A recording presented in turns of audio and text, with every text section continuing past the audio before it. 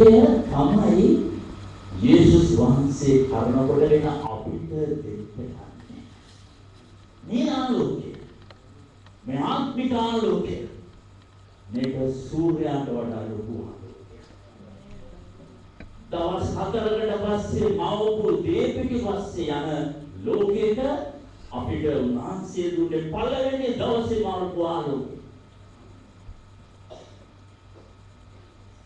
ලෝකේ ලංකාවේ මිනිස්සු යන්නේ 4වෙනි දවසේ මවපු සූර්යයා. මේ සූර්යාට රම වැදගත්. මේ සූර්යාට වඩා වැදගත් වන්නේ මේ සූර්යාට පොළව පිහිටපු ආකාරය. දැන් සූර්යාට පොළව තිබෙන දුර මේ දුරට වැඩිය ළඟින් තිබ්බා නම් තව ලං කරලා තිබ්බා නම් ඉරට පිටුව පොළව අපි ඉන්නේ හැමදාම උණු වෙවි රත් වෙලා තියෙන වතුරක් එක්ක. මොහොතේ තියෙන රත් වෙන කැකහැරෙන වතුර. දඟවල වල තියෙන කැකහැරෙන වතුර ජීවිතයක් නැහැ. ඒ වගේම තමයි පොළව තිබ්බනම් ඉරට තව පොඩ්ඩක් ඈතින්. මොකද වෙන්නේ? මේ වතුර වලින් සම්පූර්ණ හිම මිදිලා. මුළු ලෝකයම හිමෙන් සීතේ. ඒක ජීවත් වෙන දෙවියන් වහන්සේ තමයි මේ සීතක් නැතුව අධික උෂ්ණයක් නැතුව පොළොවේ තියෙන තැන තිබ්බේ. එතකොට වැදගත් සූර්යයා නෙමෙයි පොළොව තිබ්බ තැන. ඒක කලේ දෙවියන් වහන්සේ. මේක ආම්බෙන් සිද්ධ වෙන දෙයක් නෙමෙයි. ස්වභාවික වාදයේ නැචරලිසම් වල කියන්නේ මේ ඔක්කොම ආම්බෙන් සිද්ධ වෙන ස්වභාවය. by nature. නැහැ. මේක intelligent design. මේක බුද්ධිමත් සැලැස්මක් දෙවියන් වහන්සේ. ඒ අනුව තමයි ලෝකයේ උතුම් ග්‍රහවස්තු හැම දෙයක්ම මැවිලා තියෙන්නේ දෙවියන් වහන්සේ. ඊදාමයේ 24 කියන්නේ පොළොවේ හැම දෙයක්ම අයිති දෙවියන් වහන්සේට. ඒක උන්වහන්සේ මවපු දේවල්. මේ ඔක්කොම උන්වහන්සේ මවපු දේවල්. නමුත් අපි මේ මවපු දේවල් නමස්කාර කරනවා මෙවුන් කාර්යයන් කින්නැති. අපි මොනතරම් වැරදි තැනකද? නමුත් මේ රටේ ඒ නැවිල්ලට මුල් තැන ලැබුණා. ලෝකයේ තුනෙන් එකක් නවම් කරවන්නට නමස්කාර කරනවා. ඒ තුනෙන් එකට මේ රටේ සුළුතරේ වන අපි අයිති.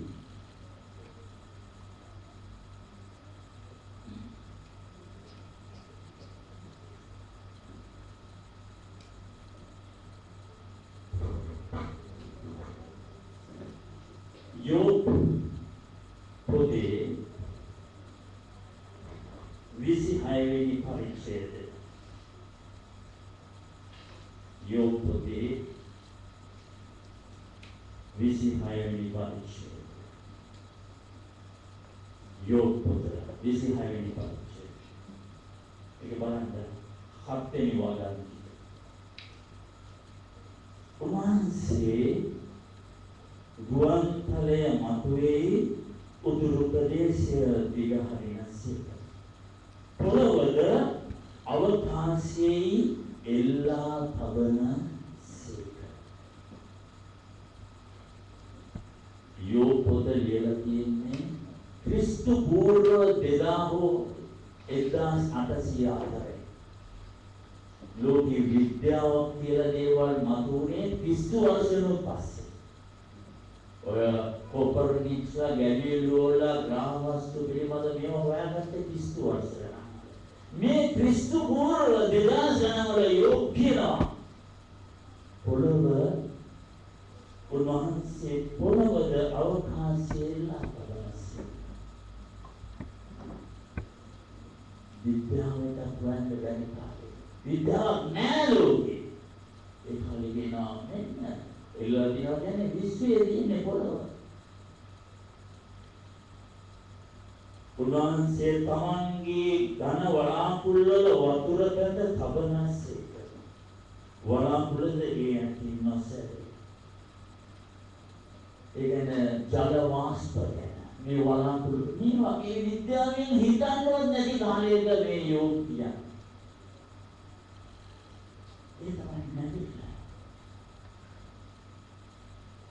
හිතන්න බැරි විද්‍යාවෙන් හොයාගන්නත් බැරි කාලේ ඒක කියලා තියෙනවා. නමුත් පස්සේ ආපු උදවිය මේ පොළොව මේවා දැකලා මේ කියලා ඉස්සෙල්ලාම මේ පොළොව සමතල පැටලී ගියා. පස්සේ තමයි වටකුරු මේ ගෝලාකාරය කියලා වඩ විද්‍යාවෙන්. ඔය අවුරුදු 30 යෝග්‍ය මේ ගෝලාකාරය එතකොට අපි මේ නැමිල්ල නමස්කාර කරන දවසට අපි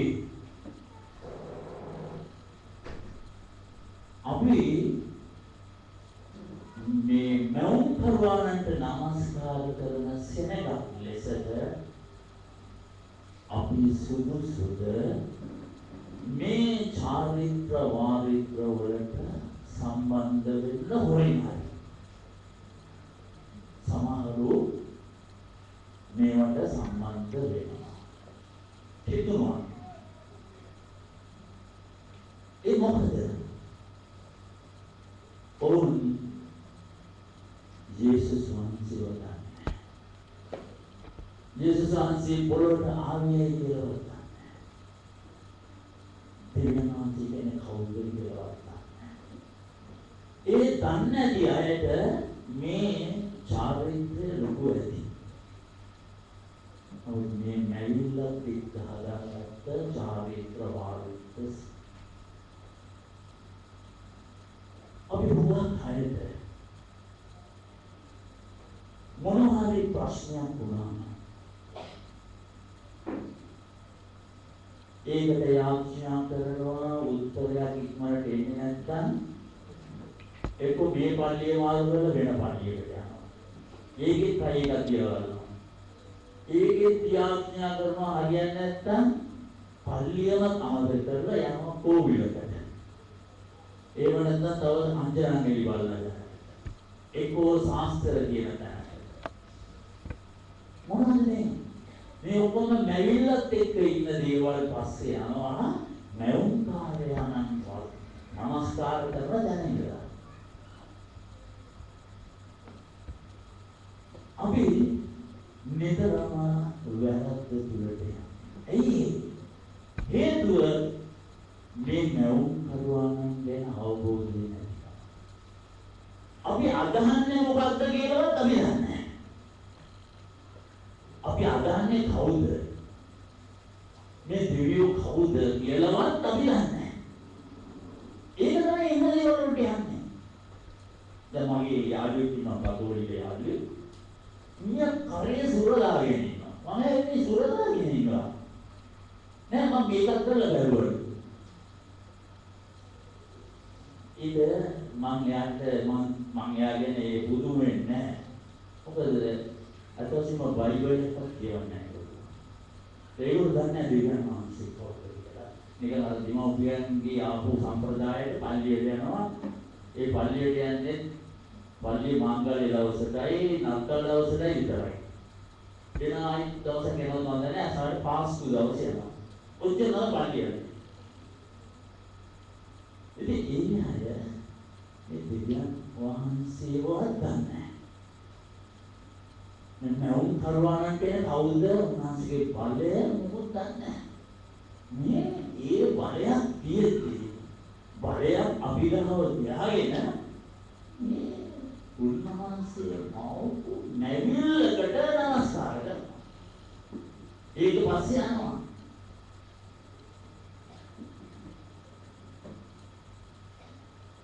අපි දෙවියන් වහන්සේ ඉදිරියේ හරියට පිටගත්තේ නැත්නම්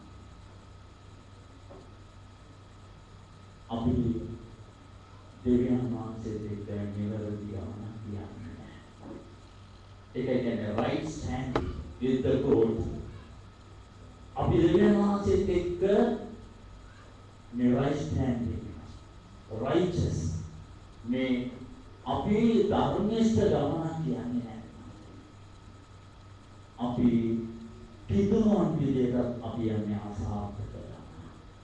අද මගේ මාතෘකාව මේ සූර්ය මංගල්‍යව නෙමෙයි මම ඒවා කතා කරන්නේ. මගේ මාතෘකාව ධර්මනිෂ්ඨ ගමන.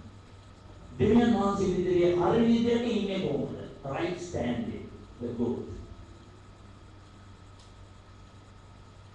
Today I'm talking about the right standing with the Almighty God, brother. Abi righteous with God. Abi we are worshiping the Creator.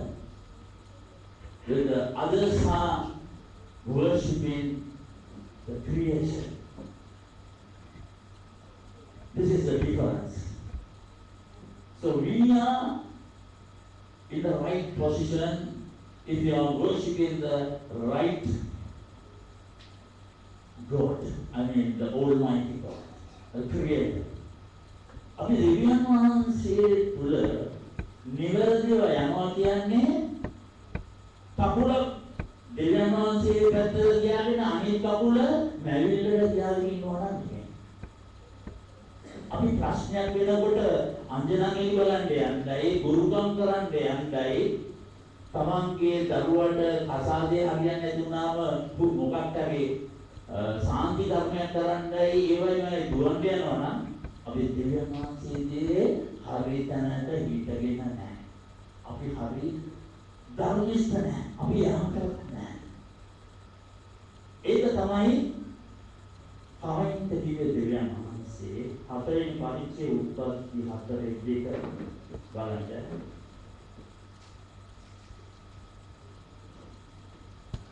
උත්පත්ති 4:2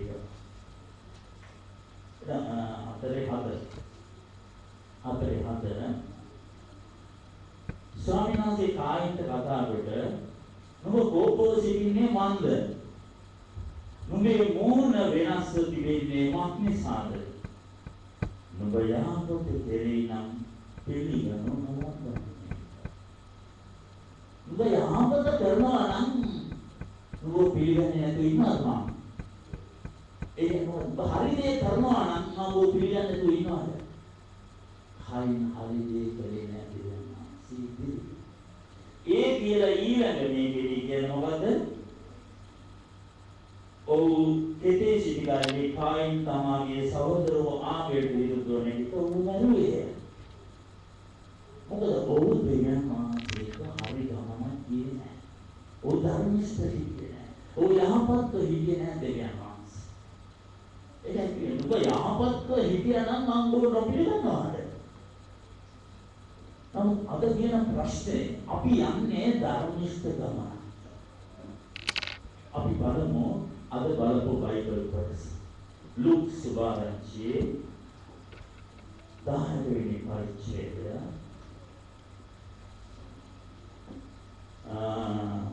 වෙනි පරිච්ඡේදය 9 සිට 14 දක්වා කොටස. මේකේ අපි කියනවා පරිශ්‍යාම සහ ආදායම් අය කරන්න. සුංගම් අය කරගන්නාගේ කතාව. මේ කියන කවුද තුමුම ධර්මිෂ්ඨෝයයි කිසාසකොට අනිත් සියල්ලන් සිළු කළා වූ සමහරකට උන්වහන්සේ මේ උපමාව දෙන්නේ තමන් ධර්මිෂ්ඨයයි කියපු සෙනඟට යේසුස් වහන්සේ දුන්න උපමාව.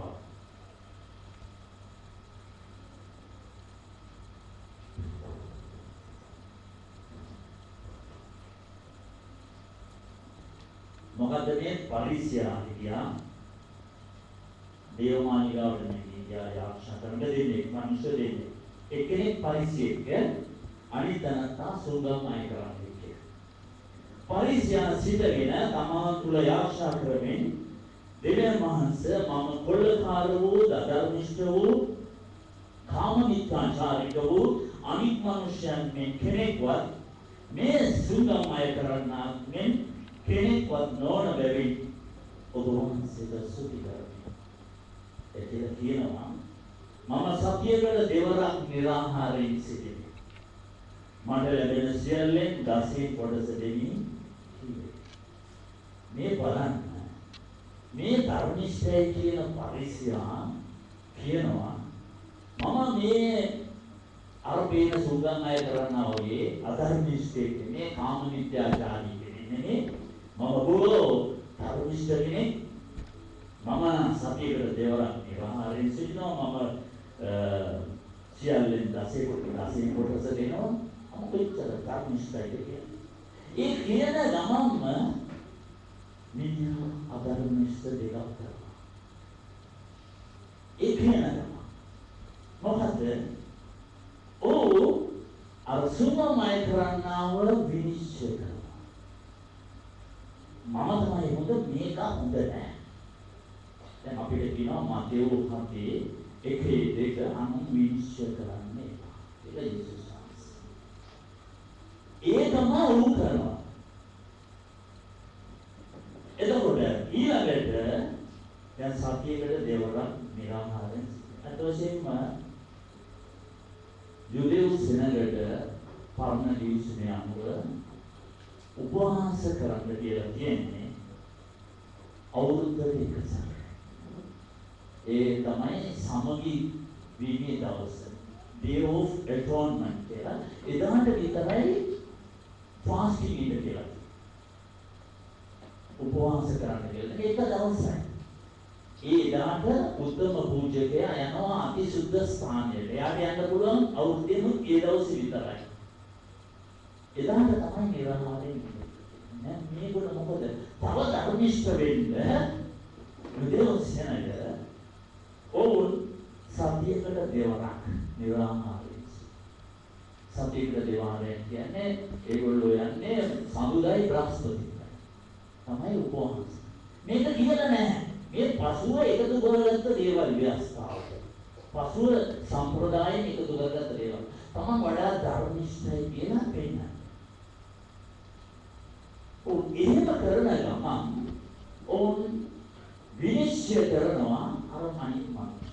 ඒ දෙවියන් වහන්සේ ඔවුන් ව්‍යවස්ථාවේ තියෙන දේට උපරිමයෙන් කරලා ඕන් ධර්මිෂ්ඨයි කියන ගමන් අනිත් පැත්තෙන් දෙවියන් වහන්සේ දීපු දේවල් වලට විරුද්ධ දේ කරනවා.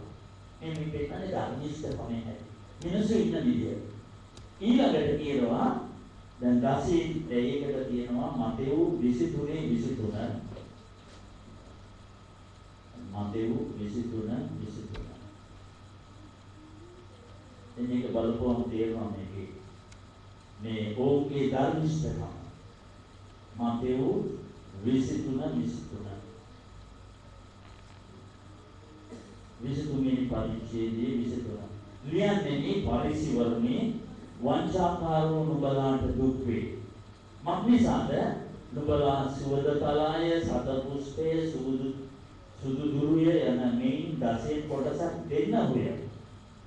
නමුත් යුක්තියක් දයාවත් විශ්වාසකමත් යන ව්‍යවස්ථාවේ වඩා වැදගත් කාරණා නුඹලා විසින් අත්හැරලා. නුඹලා ව්‍යවස්ථාවේ තියෙන වැදගත්ම දේ අත්හැරලා නුඹලා 10 කොටස් සපුරු බඩුවල් සෝදතා ඒ කියන්නේ මීට් ඩිල් කුයින්ස් ඒ කියන්නේ ස්පයිසස් වලින් නුඹලගේ ඒකින් 10 කොටසක් දෙනවා.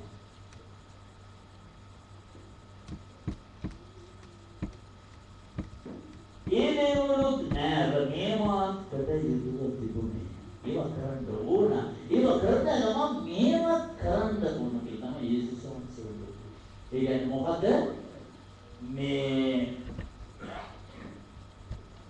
ඒ කිව්වේ නුඹලා මේ 10 කොටස් දෙනවා අවශ්‍යම දේ නුඹලා කරන්නේ නැහැ. මනුෂ්‍යයන්ට දයාව දැක්වීම, විශ්වාසවන්තකම, ඒ යුක්තියස්ත මේවා උඹලා කරන්නේ නැතුව 10 කොටස දෙනවා. මේක හරියට උදාහරණයක් කියනවා නුඹලා මధుරවා බේරා තමා ඔටුවා ගිලලා ලොකු දේවල් කියලා ගන්නවා මధుරව. එතකොට මේ අපිට තේරෙනවා මේ චරිතය තුලින් මේ පරිසරයේ මේ ධර්මිෂ්ඨකම. ඔව් ධර්මිෂ්ඨයි කියන මිනිස්සයා ඒ ධර්මිෂ්ඨයි කියන මිනිස්සයා ඔහුට මේ තමන් මේ ඒ කියන්නේ උපවාස කර නිරාහාරී කියන එක. එනසම් 16 කොටස්. ඒ වගේ මේ ක්‍රියාකාරීත්වය මේ ව්‍යවස්ථාවට අනුකූලව කරන දෙයින් තමයි ඔහු විදිහේ ධර්මිෂ්ඨකම ලැබෙනවා කියන්නේ. දැන් මේක ගලාතී 3:11 මේ කියනවා පවුල් තුමා ගලාතී 3:11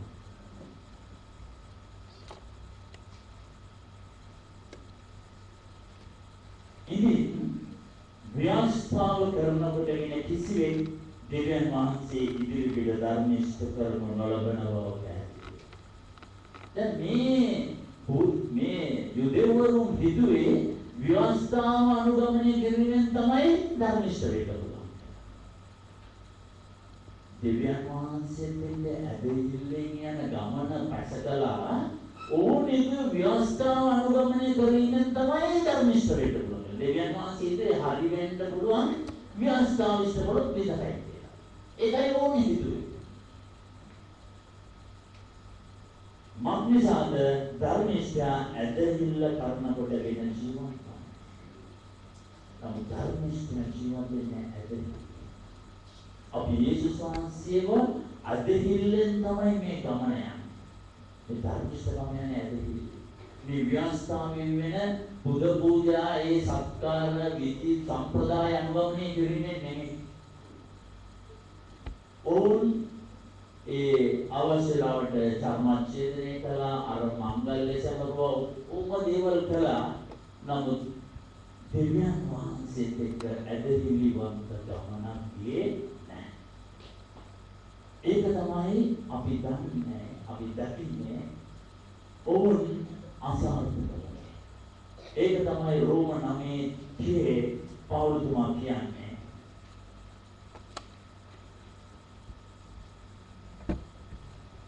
රෝම 9:30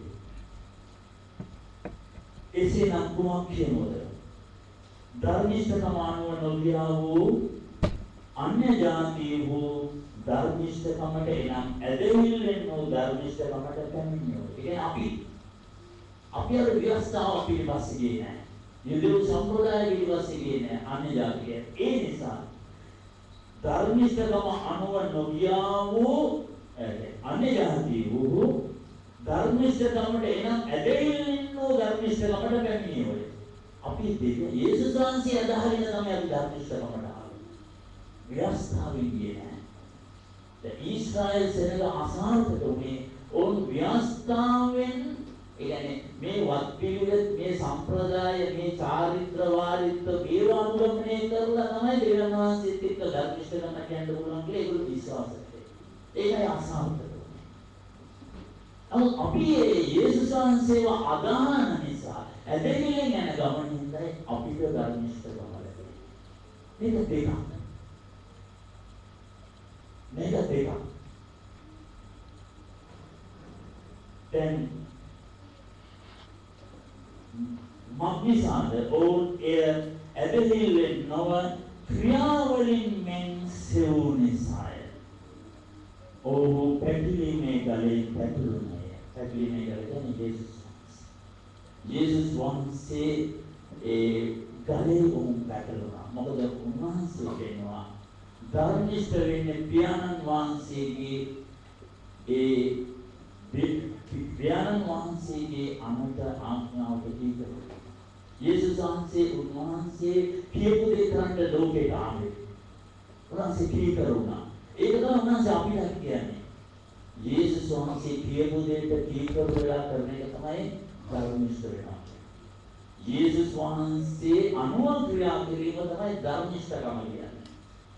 ඒ ධර්මිෂ්ඨකම ඒ යුදෙව් සෙනග තුල තිබෙන්නේ. ඒ තමයි අසාර්ථක. අපි දන්නවා පොරොන්දු දේශයට යනකොට මේ සෙනගට හැම දෙයකින්ම ආහාරද හැම දෙයක්ම දුන්න දෙවියන් වහන්සේ. ඒ දුන්නත් ඔවුන් වැරදි දෙවිවරුන් අදහැවුවා. ඒ හිටපු ප්‍රදේශවල මිනිසුන්ගේ දෙවිවරුන් අදහලා දෙවියන් වහන්සේගේ නෑතුණා. දැන් කානාන් කියන දේශයේ ඒ කියන්නේ දැන් දෙවියන් වහන්සේට තිබෙන්නේ නැද්ද හිස් භූමියක්.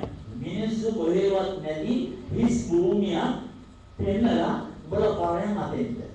එතන කිරියෙන් පැණින් උතුරනවා. ඒව දෙන්න තිබුණා දෙවියන් වහන්සේ. නෑ දෙවියන් වහන්සේ දුන්නේ නෑ.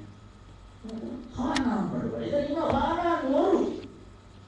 යනකොට ඉන්න කානාන් නෝරු. ඒ මොකද දෙවියන් වහන්සේ එතෙන්ද දුන්නේ?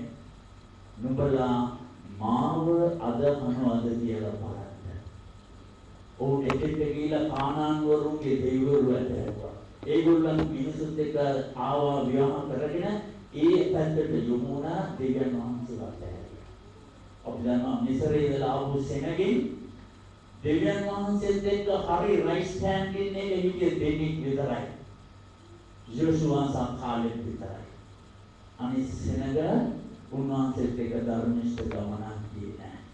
යහපත් ගමනක් ගියේ නැහැ. අපි ඒ වගේ කියලා තියෙන කානාන් දේශේ. මේ වෙන වෙන ආගම් ඇදහිලි වර්ග කියන තැනක අපි දෙවියන් වහන්සේ කියලා දාලා තියෙනවා. බලන්න මාවත අදහන්නේ කියලා බලන්න. අපි තියලා තියෙන්නේ වගේ නෑ. නුඹලා සිංහල අවුරුද්දට මේවා ගිහිලා කරනවාද? බලලා ගිහිලා මැවිල්ලට නමස්කාර කරනවා.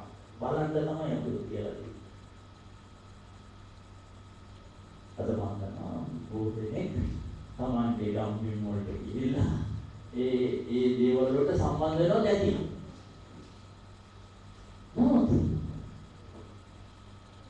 අපිට අවුරුද්දක දින ක්‍රීඩා වලට ඒ වගේ දෙයකට අපිට සම්බන්ධ වෙනවා. ඒක සංස්කෘතික වශයෙන් අපි එකතු වෙලා ඉන්න ජන සමාජයත් එක්ක අපි සම්බන්ධ වෙලා ඉන්න ඒක කරන්න පුළුවන්. නමුත් අපිට බෑ ඒ නමස්කාරයට සම්බන්ධ කිසිම චාරිත්‍රයකට සම්බන්ධ වෙන්න. අපි ඒව සම්බන්ධ වෙනවා නම් අපි ඉන්නේ දෙවියන් වහන්සේගේ හරි තැනක නෙමෙයි. right standing එක නෙමෙයි. If you are practicing the rituals of the other religions, we are not in the right position with the God. අපි ඉන්නේ හරි තැනක නෙමෙයි. අපි කරනවා.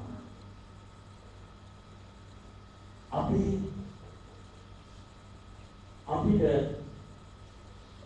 මනෝ කරනවා නෙමෙයි.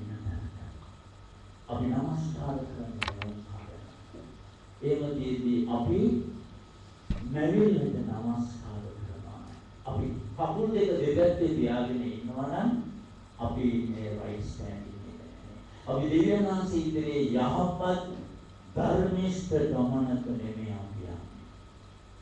මේ ධර්මිෂ්ඨකම ඇදහිල්ල එකට යන දෙයක්. ධර්මිෂ්ඨකම අපිට ඇදහිල්ල නැත්නම් ධර්මිෂ්ඨ ගමනක් යන්න බෑ. ඒක තමයි මතේව් 6:33 කියන්නේ පළමුව දේව රාජ්‍යයද ධර්මිෂ්ඨකමද සොයන්න එවිට සියල්ල නුඹලාට ලැබෙනවා. දේව රාජ්‍යයද ධර්මිෂ්ඨකමද සොයන්න දෙකම. එවිට තමයි අපිට සියල්ල ලැබෙන්නේ. හේබ්‍රෙව් 11:6 බලන්න. හේබ්‍රෙව් 11:6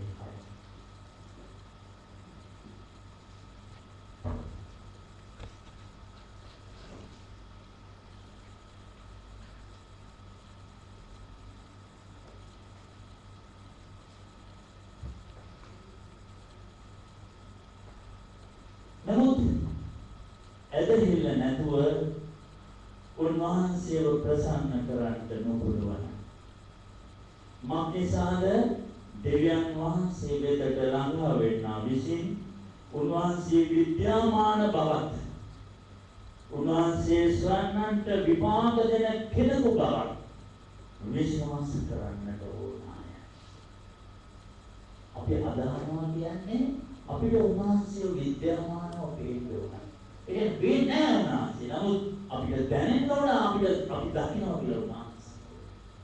අපිට දැනෙන්න ඕන අපි උන්වහන්සේ අභිමුඛයේ ඉන්නේ අපිට පේනවා උන්වහන්සේ. ඒක දැනෙන එක තමයි මේ ඇදහිල්ල කියන්නේ. පේන්නේ නැහැ. We are not seeing the Lord, but we are feeling that we are in the presence of God. That is the faith. ඒක තමයි විශ්වාසය ඇදහිල්ල.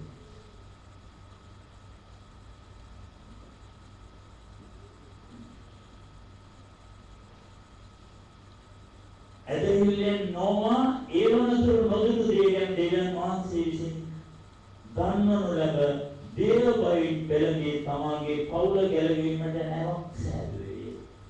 මේ ඊළඟට මොකක්දී තමයි කිව්වේ? නොවට නැවක් සාදන්න කියනකොට ඒ ළඟපාතද මූගක්වත් නැහැ. ඒ ළඟපාත මිනිස්සු hina වුණා මෙයන් මිනිස්සයා නැවක් හදනකොට. ඒ ඇදහිල්ල. දෙවියන් වහන්සේ කිව්වේ දෙවියන් වහන්සේ කියුවේ හැදුවෙනවා. දෙවියන් වහන්සේ කතා කළා ආබ්‍රහම්ට ආවා. කොහෙද ඒ මොකුත් බැලුවේ නෑ යන්න ගිහු තැනට ගියා. ඒ තමයි ඇදහිල්ල. ඒ තමයි ඇදහිල්ල. මේ ඇදහිල්ල නැත්තම් අපේ ධර්මිෂ්ඨකම නැහැ. මේ දෙක එකට යන්නේ. මේ දෙක එකට යන්නේ. ගීතාවලියේ 37:25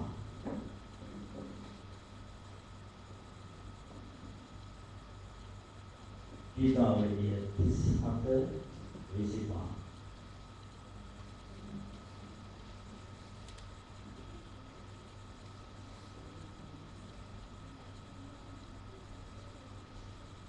ගීතාවලිය 37:25 මම යෞවනය සිටිමි. මම යෞවනව සිටියෙමි. දැන් මහනුව සිටිමි. මට දැනෙන්නේ කියන්නේ එසේ වී නමුත් ධර්මයේ අත්හරිනු ලැබූ බවවත් ඔහුගේ වංශයේ කෑම හිඟන බවවත් නොදෙවි. මම යවුණත් කියා මම දැන් මහනුවේ ඉන්නේ. හැබැයි මම දැක්කේ නෑ කොහෙවත් ධර්මයේ දෙවනාසේ අත්හරිලා තියෙනවා. කෑම හිඟා ගන්නවා දැකලා නැතත්. දෙවියන් වහන්සේ දෙවියන් අපි හරියවුණා කියනකොට උන්වහන්සේ සියල්ල අපිට උන්වහන්සේ සියල්ල අපිට සපයන. අපි යන්නේ හරියට. අකුල් දෙක දෙපැත්තේ තියාගෙන. අපි මෞන් කරවන නමස්කාර කරන්නේ මැවිල්ලට නමස්කාර කර කර නම් මේ ගමන යන්නට බෑ. බැරිය. අපි හරි විදියට යනවා නම් අපි කෑම හිඟන තැනකට වැටෙන්නේ නැහැ. උන්වහන්සේ අපි සමග හැම තිස්සෙම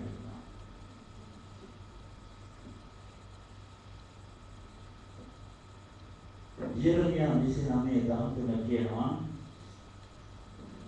මුළු සිතින් ඔබ මාව සෙවුවොත් ඔබට මාව සම්බලනවා. මුළු සිතින් ඔබ මාව සෙවුවොත් ඔබට මාව සම්බලනවා. අපේ ප්‍රශ්නේ තියෙන්නේ මේකයි. අපි උන්වහන්සේව සන්නේ. අපි සභාවට එනවා. අපි ගීතිකා ගායනා කරනවා සම්මාදන් දෙනවා ඔක්කොමත් කරලා මරණාධාර සමිතියෙත් ඉන්නවා වැන්දපු සේවයට උදව් කරනවා ඔක්කොම කරලා යනවා.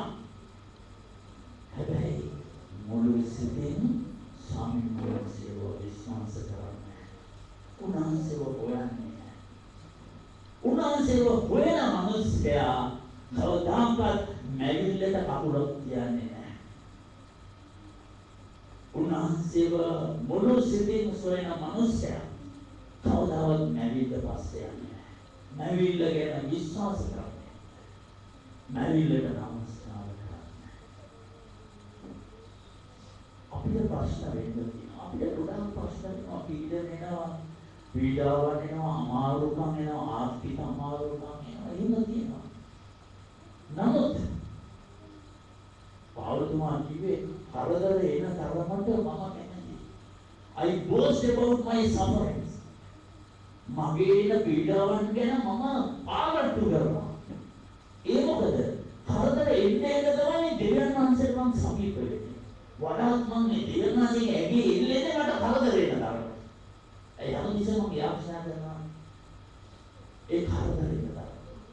හිතෝපදේශයේ 30 වෙනි පරිච්ඡේදයේ 8 9 වගන්ති දෙකේ කියනවා මට ගොඩාක් දෙන්නත් එපා සම්පත්. එහෙම දුන්නාම මම බෞද්ධ දෙවියන් වහන්සේ කියලා වෙනවා මට ගොඩාක් වස්තු සම්පත් කියලා.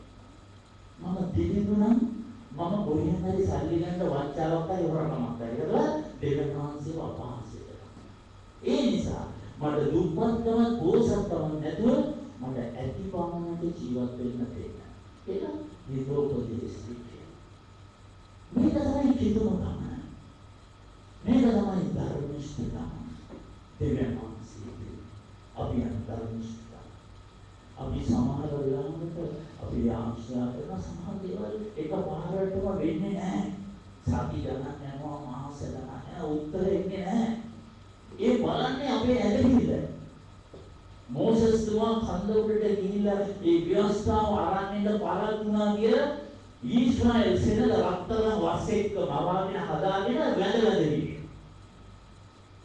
මෝසස් තුමා ගල් රුක් දෙක ගල් පුවරු දෙක අරන් ඒක තීන්තියෙන් පුරේ ගහුවා. ඒ දෙවියන් සිදුන දසපාර. ඇයි මේ ඉවසන්න බැරිවා. ඉවසිලිවන්ත මම නෑ. දෙවියන් වහන්සේ දෙක යනකොට මේ ඉවසිලිවන්ත යෙරමියා 42:7 කියනවා දස වසරකට පසු ස්වාමීන් වහන්සේගේ වචනය මා වෙතට පැමිණියා. අවුරුදු 10ක් යෙරමියාට කතා කරලා නැහැ දෙවියන්වහන්සේ. අවුරුදු 10ක්. යා එක දවසක් අපි ඉඳීද අපේ ආඥාවට ඇහුම්කන් දෙන්නේ නැත්නම් ඒක අනිත් සභාවට යයි. ඒක වෙන පූජා ස්ථානයකට යයි. නැත්නම් ගිහිල්ලා අංගනාමේ බලයි. ඔනහේ ආගම නැදේ. යන අවුරුදු 10ක් හිටියා. ඒ මොකද? ඒ තමයි ඇදහිල්ල. මේ ඇදහිල්ල නැතුව අපිට දෙවියන් වහන්සේ ඉදිරියේ ධර්මනිෂ්ඨ ගමනක් යන්න බෑ.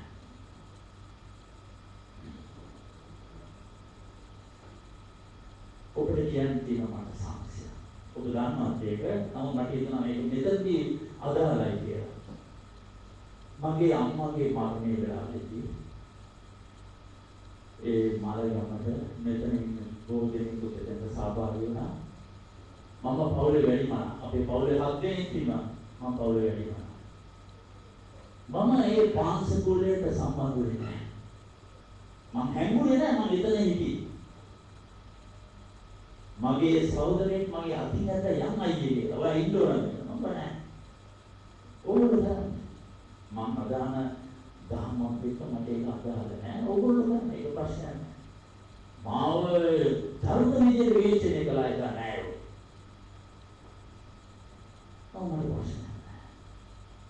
මට නෑයෝ අවශ්‍ය නෑ. මට මගේ දෙවියන් වහන්සේ. මම මුල් තැන දෙන්න දෙවියන් වහන්සේ. අපි දෙවියන් වහන්සේත් එක්ක මේ ගමන යනවා නම් අපි ධර්මනිෂ්ඨකම කියන්නේ නෑ බල බල වැඩ කරන එක නෙමෙයි දෙවියන් වහන්සේට අපි මුල් කරන්නේ. හැබැයි නෑ නැති උනේ නැහැ ඉන්නවා නෑ. හැබැයි ඊට වැඩිය මම කැමති මට අපේ සභාවේ අපේ ආත්මික ඥාති. ඕන් ඊට වැඩිය මට වැඩක්. ඒ මට වචනින් හරි මාව පෝෂණය කරන පෝෂණය කරන ඒ තමයි මට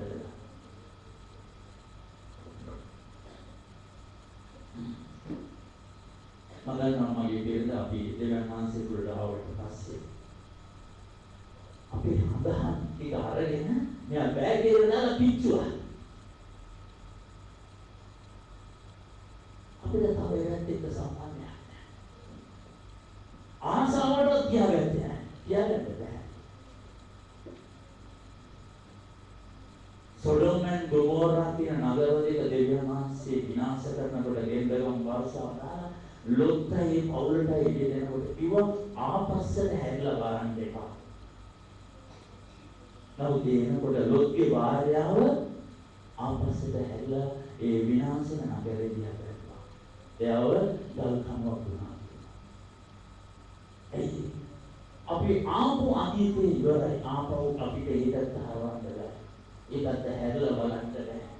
හදන අපේ ගාව කියාගෙන නිකන් ආසාවට බලන්න බෑ. ඒක ඉවරයි. ඒ කතන්දරේ ඉවරයි.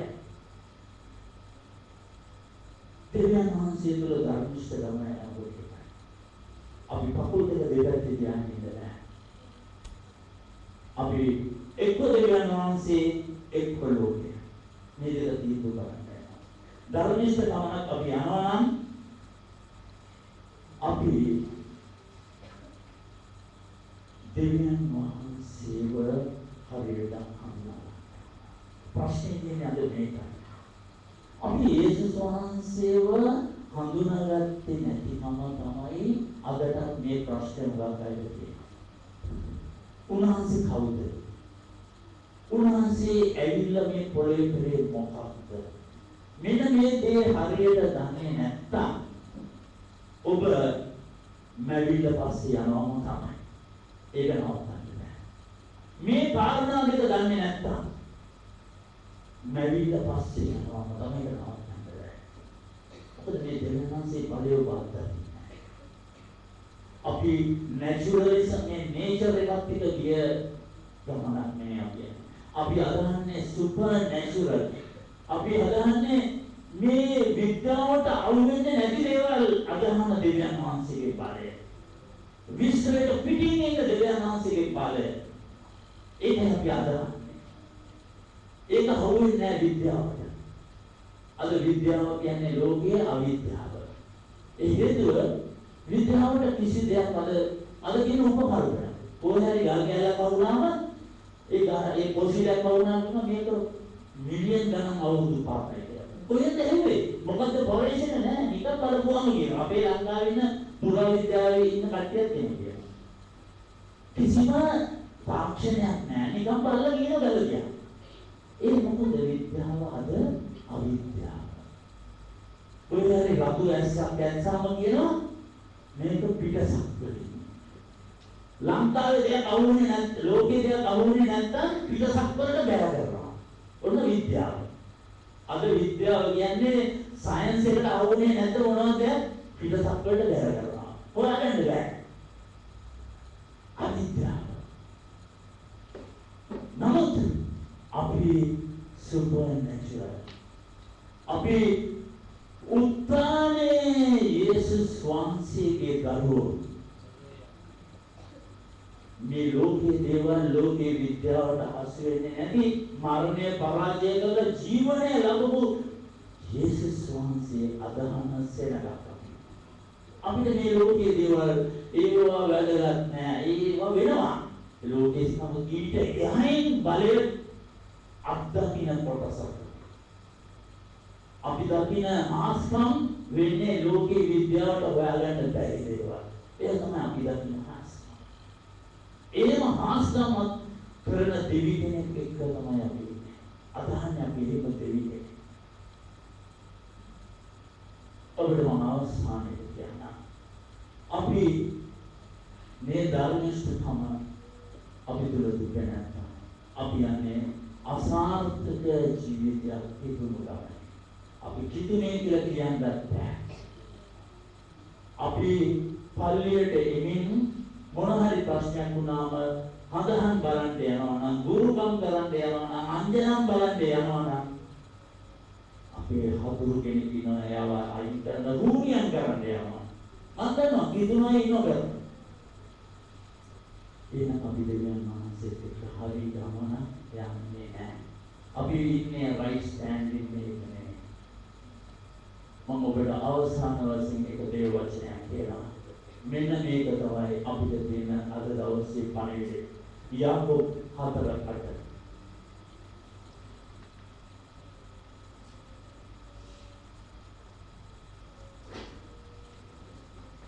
කවුරු හරි කෙනෙක් කියන්නේ මේක නැගිටලා ශබ්ද නගා යාකෝබ් 4:8.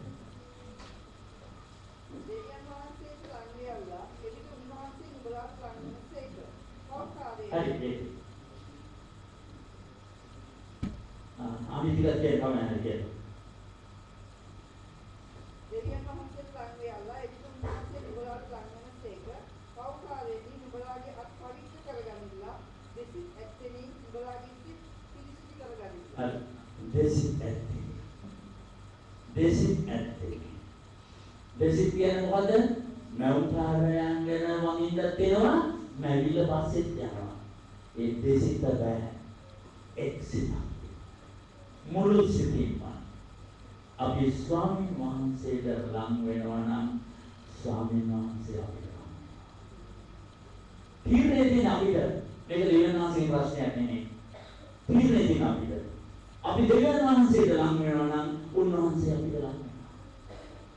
හැබැයි අපිට කපුල් දෙක දෙපැත්තේ තියාගෙන උන්වහන්සේට ලං වෙන්නට බෑ. බැරිය. බැරිය.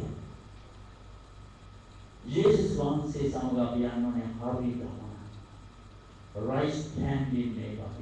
We have in a right standing with the Almighty God. Otherwise we are in a two-hearted people. Right?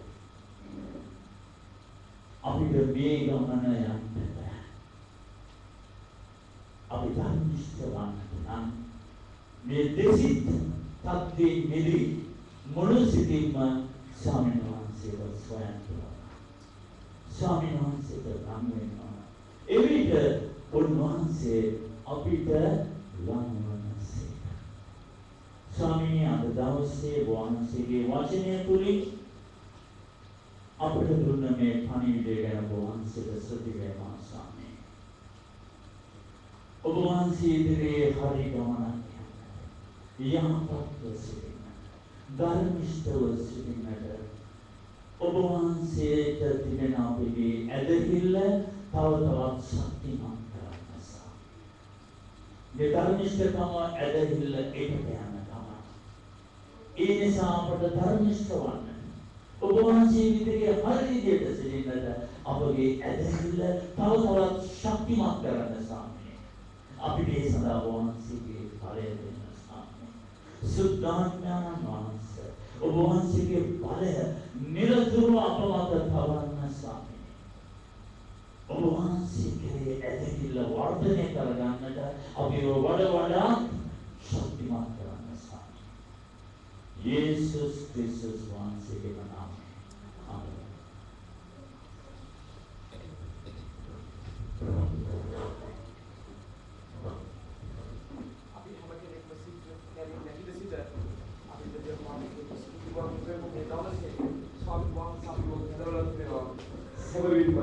උන්වහන්සේ වෙනුවෙන් සිත ගන්න.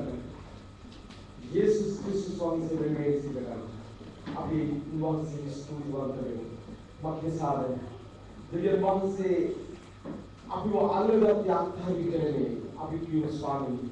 ජීවිතේ මොනියම් අභියෝගයක් අමාරුකමක් ආවත් මම ඔබව අත්දහන්න කරන වහන්සේ. ස්වාමීනි ඔබට උදව් කරන්න. ස්වාමීනි ඔබට උදව් කරන්න. සුදාත්මයනේ සුදාත්මයන් වහන්සේ මුළු රටවල ස්වාමීනි ලැබෙන්නට නමස්කාර කරන මොහොතේ ඔබ වහන්සේ මාව කෙරෙව්වා. ඔබට නමස්කාර කරන්න. ස්වාමීනි මම ඔබට කියනවා මම සිටින තැනින් නැගිට ඔබ සමග මේ ගමන යනවා. ස්වාමීනි ඔබගේ දාසය අපි ජීවවන්නේ අපි ඔබට දැනගෙන ස්වාමීනි වහන්සේ අපි ලෝකයේ දේවල් කරා ස්වාමීනි. ස්වාමීනි වහන්සේ සමාවෙන්න. ප්‍රශ්නේ කොට අමාරුකම් කොට ස්වාමීනි අපි ඔබගේ ඇහැ දුන්නා. ඔබගේ වචනේ විරුද්ධ දේවල් කරා. ස්වාමීනි දැන් මම තේරුම් ගන්නවා. ස්වාමීනි මම වැඩිම තැනින් නැගිටලා ස්වාමීනි වහන්සේ සමග මොන බාධාවක් ආවත් මේ ගමන ඉදිරියට යන්න කොරොන්දු වෙනවා. ස්වාමීනි කවුරු මාව අත්හැරියා, කවුරු මාව ප්‍රතික්ෂේප කරා, ස්වාමීනි වහන්සේ මම ඔබව අල්ල ගන්නවා. ස්වාමීනි මම ඔබව අතහරින්නේ නැහැ. සුද්ධාත්මයන් වහන්සේගේ කරුණාව, ස්වාමීනි වහන්සේගේ ධෛර්යය ඔබ මට දෙන්න. අපේ හදවතින් ස්වාමීනි වහන්සේට දායනා කරමු. වැටි මා යනවා මේ ජීවිත ගමනේ. සාරණසයා මාස්ටර් යේසුස් අපේ හදවතින් අප ස්වාමීනි වහන්සේට දායනා කරමු. අපි සිද්දයෙන් තෝතු අප ගායනා කරමු.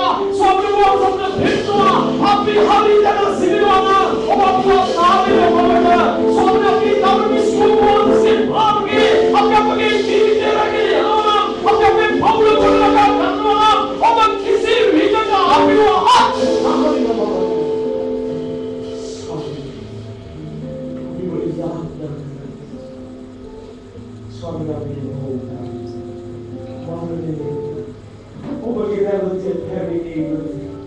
Mona Lavia, Mona Parva, Mona the Apple Nebulavia, and a swabby, unwishful waters, summer, may give governor our son, Happy 7 of our Dana, Happy 7 of our Dana, Happy 7 of our Dana.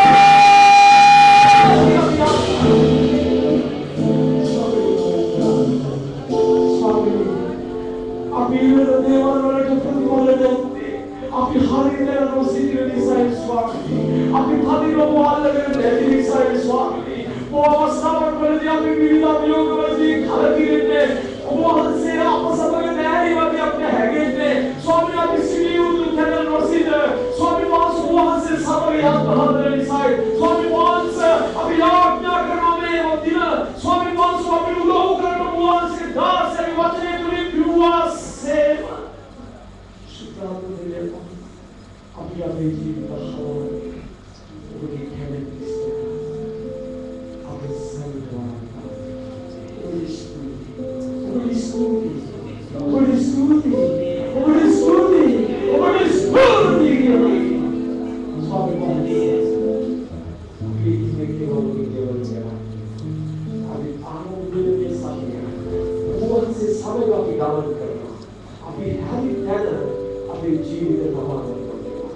Jesus api beri khas dengan bahasa Yesus Tuhan.